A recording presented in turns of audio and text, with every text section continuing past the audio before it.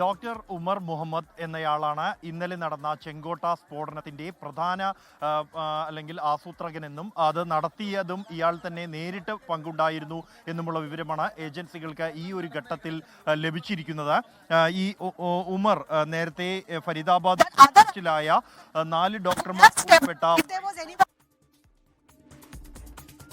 ബൽറാം നെടുങ്ങാടിയാണ് വിവരങ്ങൾ നൽകിയത്. ഇപ്പോൾ സ്ക്രീനിൽ പ്രേക്ഷകർ കാണുന്ന ആ കണ്ണടയിട്ട ആളിൻ്റെ ചിത്രം ഡോക്ടർ ഉമറിൻ്റേതാണ്. ഇയാൾ വൈറ്റ് കോളർ ടെററിസത്തിൻ്റെ പ്രയോക്താവാണ് എന്നാണ് നമുക്ക് മനസ്സിലാക്കാൻ കഴിയുന്നത്. ഇയാളുടെ നേതൃത്വത്തിലാണ് ഈ സംഘം ഡൽഹിയിൽ പ്രവർത്തിച്ചതും ഡൽഹിയിൽ സ്ഫോടനം നടത്തിയതും. ഇയാളായിരുന്നു വാഹനം ഓടിച്ചത് എന്നാണ് നമുക്ക് ലഭിക്കുന്ന വിവരം.